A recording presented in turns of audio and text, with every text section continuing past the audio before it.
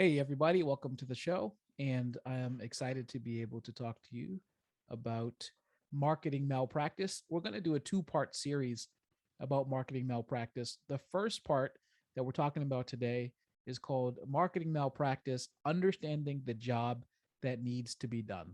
So basically, we're going to go into how it is that you, as a business owner, if you're the one doing marketing or if you're hiring a marketing firm, how they can understand the job that needs to be done.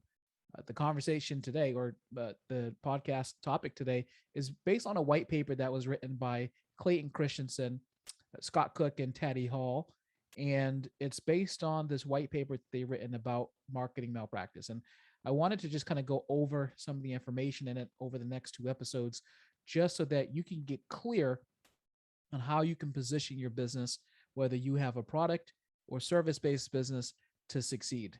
However, before we get into the show, if you're watching this on YouTube, make sure you click the subscribe and then the bell notification so that you can know when new business tips come out and when new episodes of the Common Sense Show comes out. If you're listening to this on your Apple podcast or wherever you get your podcast, make sure you subscribe so you can also figure out when new episodes drop once a week. But before we get into our episode today, I'm Micah Logan. This is the Common Sense Show.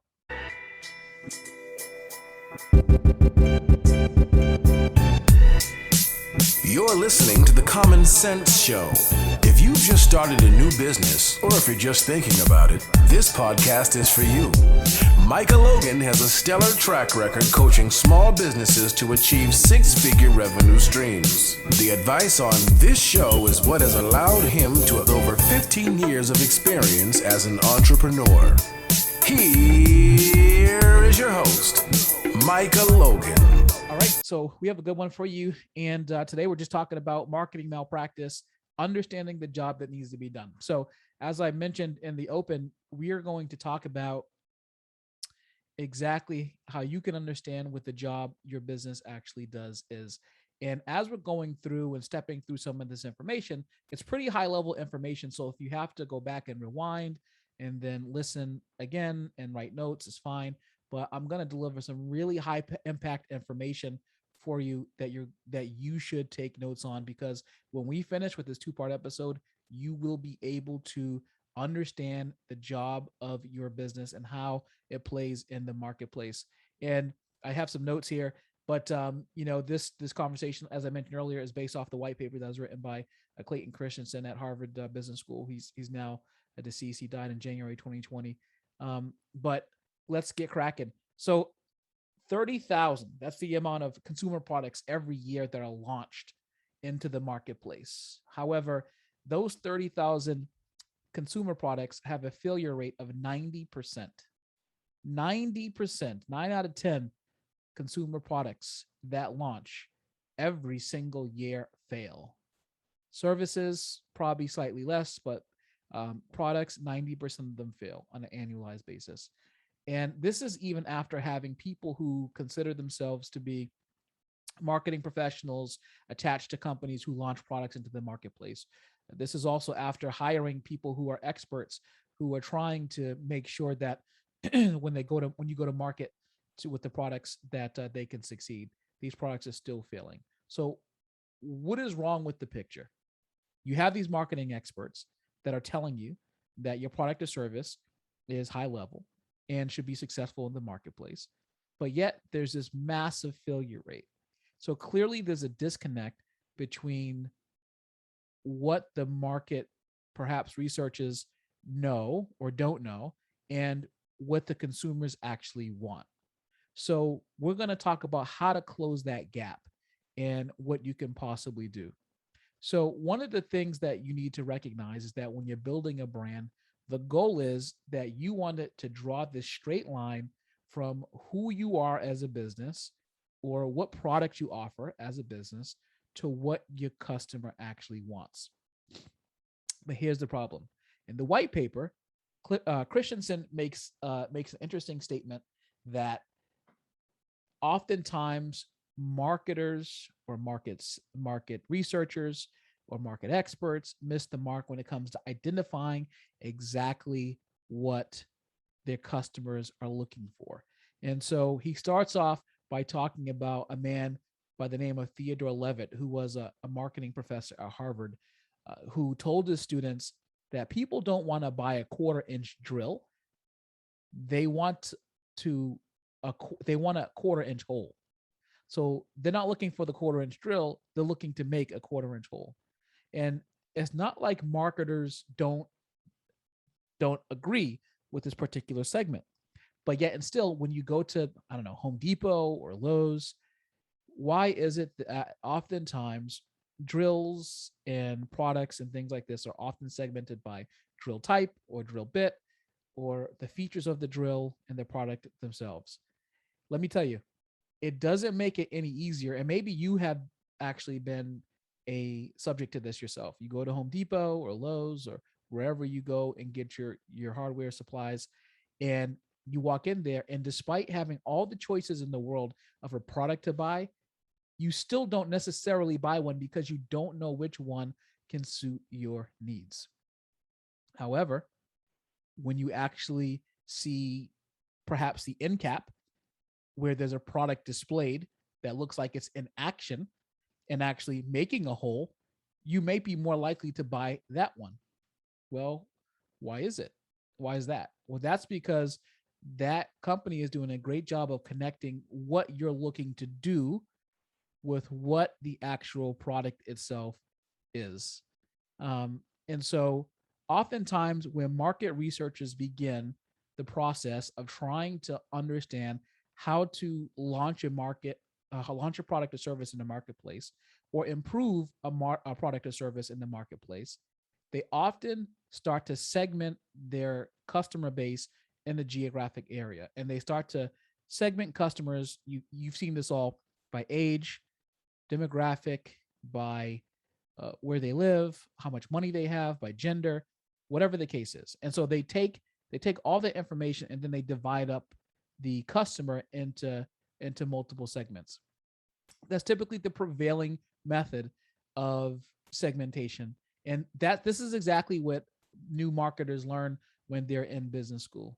However, there may be a different point of view. And this is something that Christensen talks about in this white paper that we could take if you're trying to look at how to actually improve your marketing appeal in the marketplace. And so one of the ways is to think about your customer is not necessarily, okay, who is this person and how much money do they have? How old are they? But instead, you should think of the structure of the market from the customer's point of view. And they typically have a very simple point of view. They just need to get things done. So, as an example, we talked about drilling the hole. It doesn't matter if you're on a DIY project and you're at home trying to build a shelf or you're trying to renovate your garage or something on the weekends, then you're only looking to drill a hole or staple something, and you just know that you need it stapled, right? So what's the first thing you do before you go to we'll continue on this line of thought of the hardware store? What's the first thing you think about when you are, for instance, tiling a floor and you run out of grout? You don't say to yourself, oh, what kind of grout exactly? There are different kinds, millimeters, thicknesses, blah, blah, blah. You say to yourself, I need more grout. It's very simple. I'm tiling. I'm running out of grout. I need more. And then you go get it. What is the job that you need to get done? And so before you actually go and buy a product or take a service, you're thinking about the job that you need to actually get done. So marketers' task is to understand what jobs periodically arise that your product or service can actually fill. Now, if you think about this question, it's actually a deeper question than you might think. Because if you're in an industry or you have a service that is not naturally apparent of what kind of job people are looking for, then you have to think about why it is that people patronize your business. Now, we're going to talk about something that I've mentioned oftentimes, which is surveying your customers to see why they patronize your business. This is why this topic of why do people buy from you constantly come up when we're talking about creating services that people want in your business. This is because if you can understand why they're actually there, then you can give them more of what they want based off of what you're providing. If you can understand the job, then you can design not just a product or service for it, but also the associated experiences that come along with purchasing something that can actually do the job. And the problem right now is that most people don't even think about this. Now, you may say to yourself, for instance, that, well, let's say in my case, I own training studios. So you may say to yourself, well, it's just exercise. So a person is just coming in to you to exercise. Well, is that all they want? When you go to our website, that's not exactly what it says. On our website, because we do small group personal training, no more than 4 members to 1 coach, they go to our website and it says, why be one of 30? Why not be one of 4? Already, we're driving home the point that we want them to, number one, experience what it's like to have more personalized attention. This is without telling them that they're going to get personalized attention, just implying that by how you change the numbers of people who are actually being served in that particular session. But beyond that, oftentimes people who are just starting out in fitness don't know what to do. They sign up at the gym, they go a couple times, and the reason why they don't come back is because they have no clue over what to do. This is why oftentimes that those individuals don't actually stay or last even in training clubs where there's actually a bunch of people, because they get lost.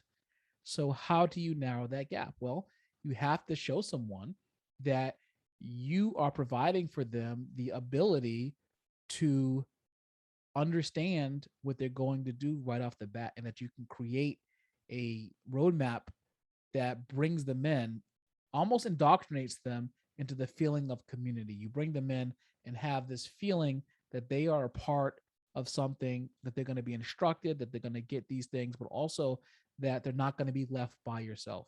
Repeatedly on our website, and maybe I would say 15 times, we write, you are not alone, because the job that they're hiring you to do is to not be alone. That's really what they're looking for, in my case. In the case of a product, they're the drill. They're hiring this product to make a hole. And so you can say, well, this drill has variable speed action and a diamond tip and all this other stuff, but can it make the hole that I would like it to make? Now, there was an interesting thing that has come up in the white paper about someone who made a product. His name was Scott Cook in the mid 1990s, and he presided over the launch of a product called Quicken Financial Planner. Now, you may have heard the company Quicken. They do a lot of stuff in finance. They're still around, but they had this financial planner that could be used. And here's the thing.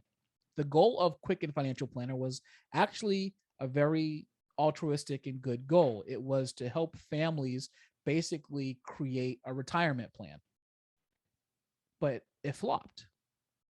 Now, why would something that could actually help families create retirement plans flop? Before we talk about that, you should know that that product was actually the top of its category. It was number 1 in the market, and even though it was number 1 in this market and it captured over 90% of the market, it never grew past $2 million in revenue. And eventually it was pulled from the market. How is it possible for something to pull 90% of the market, never pass $2 million in the market, and is actually useful? Could have been the price tag. Well, you might say, yeah, it could have been the price tag. It was $49 a month. Was that too high? Who knows? Is it possible that the financial tool, that financial planner, was too complicated to use? Maybe. But did anyone ever stop and ask if the families that would use a financial retirement plan actually do the work of designing their own retirement? Was that what they were actually looking for? Or were they just simply looking, they understood that they needed to work in their retirement and perhaps they needed assistance from someone else? You see, that was a job that that family probably wasn't ready to do. After working 40 hours a week or more, after raising children in the household, after engaging with the outside world in all the household responsibilities on top of secular responsibilities, they weren't ready to also add on top of that being a financial planner for themselves. So that was a job that they did not want to hire. So this could have been the primary reason why that product actually failed. Now, the other piece is that they couldn't even find enough people to use the software in the focus group. And that should have told them already that that product wasn't going to be that successful in the marketplace. So you see what the point is here? The point is that if you get the job of your product or service wrong, and you don't understand why customers actually want to hire your product or service to do the job that they're looking for, then you could be missing the mark. And it could be why your marketing is struggling. Could be why your marketing messaging is struggling. It could be why you're not getting as many people with the level of sophistication that you want either. And it also, you should think about it, does it have some bearing on where your business is located? Well, it certainly should. Why would you put a business in the area where people don't actively regularly hire the service of the business? It doesn't make sense. So it should inform not only where you locate your business, but also the things that you do to put in your business. So there was an example that they gave about this whole idea. And it's important that, so this is something that I want you to write down. With a few exceptions, every job that people need or they want to hire a product or service for, it has to fill one of three roles. It has to be social, functional, and an emotional dimension. So it has a social function, it has a social dimension, it has a functional dimension, and it has an emotional dimension. And if your marketing or if your marketing firm is actually representing you, then it's important for marketers to understand each of those dimensions: social, functional, and emotional. In other words, the job, not the customer, is a fundamental unit of analysis for a marketer if you're trying to develop products or services that a customer will buy. You have to understand and precisely target to why a person buys something and tie that into a social, functional, or emotional dimension as to why they're buying it. Now, there's an example that they gave in the white paper about a fast food restaurants. They were trying to improve the sales of milkshakes. So in this particular instance, the marketers first tried to define the market segment by the product itself. So they're trying to figure out, was the milkshake not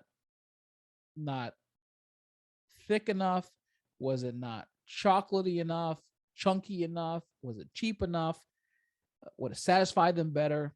They were thinking in terms of actual attributes of the milkshake and whether that, by changing attributes of the actual milkshake itself, would that improvement drive sales. So what happened is, after changing the constitution of the milkshake a few times, nothing happened. Had absolutely no impact on sales. And so a new researcher came and spent a long day in the restaurant trying to understand the job that the customers were trying to get done, what we're talking about today, and what they hired a milkshake to do. And now when that researcher, when he chronicled each milkshake that was bought and what other products the customer purchased, and whether they were alone in the group or whether they consumed the entire milkshake on premises or drove off with it, he found out that 40% of all the milkshakes that were purchased were purchased early in the morning. And most often, the early morning customers were alone and they didn't buy anything else. And they drank their milkshakes in the car. And then he left with that information that 40% of the customers that came in to buy milkshakes did so in the morning. They were alone. They drank it in the car.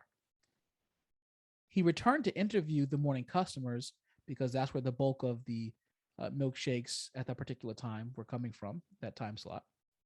And he interviewed the morning customers as they left the restaurant with their shake in their hand to try to figure out what caused them to hire this milkshake. And most of them actually bought the milkshake, that product, to do the same job. And what was it? Well, they all had long, boring commutes in the car. And they weren't hungry yet, but they knew they would be by about 10 a.m. And so they wanted to eat something now that would keep them from getting hungry later. And they were also in a hurry. And they oftentimes had a free hand when they were in the car. So they knew they were going to be hungry. They had to get in the car. They had a long commute and they had a free hand. So the researcher continued to dig down on this. And he said, tell me about a time when you were in the same situation, but you didn't buy a milkshake. What did you buy instead? And he said, he learned that they bought a bagel, but the problem was that the bagels were too dry. And bagels with cream cheese or jam resulted in sticky fingers, and then they got all that nastiness on the steering wheel, which I don't blame them for not wanting to do that. But sometimes these customers bought a banana. The problem is the banana went fast, and then it didn't stave off hunger long enough. And then oftentimes this was the same case for people who bought donuts. They ate it, but it still didn't stave off the hunger long enough. And the milkshake, though, was different. It was thick, it was viscous, and it took 20 minutes for them to finish the whole thing because they sipped it slowly, they played with the cup, they slowly sucked on the straw, and they didn't have the crumbs that a bagel had or a donut. The steering wheel didn't get all gooey. And then they also realized that after they drank it, that not only did all they have to do is throw the cup out when they got to work, but they were also full throughout the day. And that was an interesting take. These people were buying milkshakes because they could fiddle with the straw. They could slowly drink it down.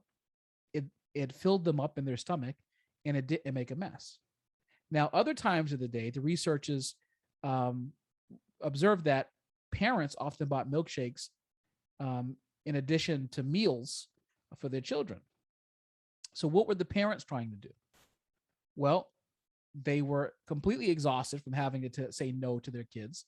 And they basically hired the milkshakes in order to just give in to their kids, basically, and feel like loving parents. But what the observer realized was that the milkshakes didn't do a good job with this, because he saw patients waiting after they had finished their meals, and the kids were struggling to suck the thick, viscous milkshake up through the straw. And however, customers were hiring milkshakes for two different very jobs. But when the marketers originally had asked customers who hired a milkshake for either of both jobs or what attributes they would improve, the responses they got from the customers, it all depended on a what the customer's role was. You see, the thick milkshakes work for the morning customer because they needed that thickness and it to slowly to melt down during the commute. But and they liked that thickness because they can kind of play with it. It distracted them. But the parents later on in the evening got annoyed by it because it was taking too long for them to leave the restaurant. So this just goes back to our original point, which was that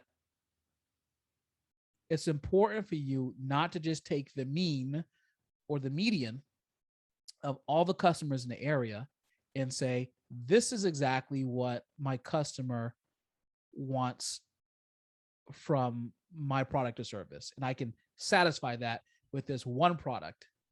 You have to go deeper. You have to understand why the person is hiring your product or service. What is going on in their life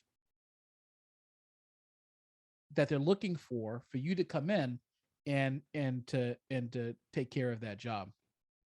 Now, once it became clear what improvements that they could make to the milkshake, and how that would get the jobs done even better, what was in the milkshake became basically irrelevant. So here's the thing. What they did was they created different ways to deliver the milkshake, which made the engagement of the milkshake a lot better. So what they tried to nail down the social, functional, and emotional dimensions of the milkshake in order to make it more appealing to individual. And so it wasn't individuals who were buying it. So it wasn't until they nailed the social, functional, and emotional dimensions that it actually made it better. And so how did they do that? Well, the restaurant chain decided to move the milkshake machine in front of the counter so that customers could just swipe their card and they can just come in, dash, and go without getting stuck in the drive-through lane. And that was one way that they could have. So they have 40% of their customers that were buying this milkshakes coming in the morning, but these people had to go to work. So standing in long lines outside in the drive-through and inside wouldn't work. So they would position these machines so that they can come in, swipe the card, fill the cup, and leave. And that's what they did. What they also did was they made sure that they didn't make the milkshake so thick that the child couldn't suck the milkshake up in the straw, causing that frustration with the parents. Change the formula slightly, so it made it slightly easier to go up, but not too thin, and then make it easier for the other segment of people to buy the milkshake and leave. This is how you create a winnable target for your business. This is how you create an innovative solution to a job that customers want to hire your business to do. And this is how you have to start thinking. So here's a question for you. I'm going to leave you with for this podcast. How can you create a social, emotional dimension, a social, emotional, and functional dimension to what you do? Do you understand what they are? I want you to think about that. Here's your homework for next time I see you. Write down the word social. What parts of your product or service are social? How can you improve on those to give a person who's hiring your job or your product what they want? What part of your product or your service is functional? Write down the aspects of the functional piece of your product or service so that people who are trying to work with your business, whether you're a service or product-based business, can engage in to hire them to satisfy the job that they want as well. And then what are the emotional aspects of what you do that helps keep a person calm or excites them or gets them revved up or engaged and ready to tell others that your business delivers to people, that you want to get across to them as to why they hire your business and how to do it. So I told you that you probably have to rewind this episode because there's a lot here today and it goes really, really deep. But fundamentally, I want you to think about this. When you're looking to move into a new area or you're trying to deliver a high level of service, what is it that people hire your business to do, to satisfy for them? And how can you deliver for them a social, functional, and emotional result so that they can improve their lives and their experience with doing business with your company? In the next podcast, we're going to talk about how you can create a purpose brand.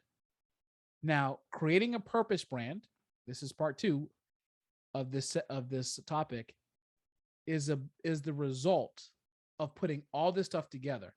A purpose brand is a brand in which people buy products or services and can hire them to perform the jobs. So once you understand those 3 aspects of your business and what people are hiring your business to do, then you can create a brand that people want to continue to engage in so they can continue to get the same result from doing business with you, whether they're buying your product or your service.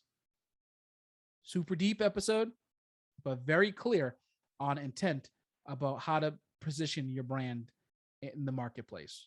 So this may have been slightly confusing for you in some respects, but hopefully not. The point is that you need to be clear in the marketplace as to what you deliver to your customers, but you have to be even more clear about what exactly your customers are giving you money for.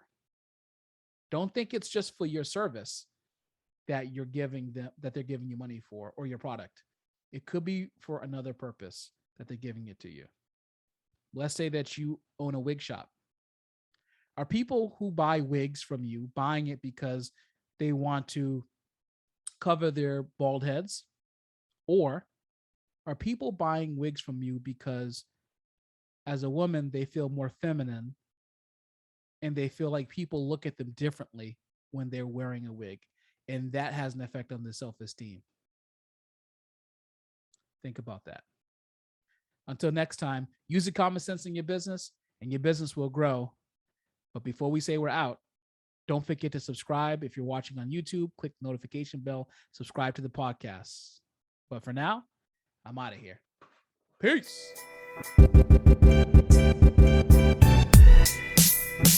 We hope you've enjoyed this episode of The Common Sense Show, hosted by Micah Logan. The producer for The Common Sense Show is Paul Logan.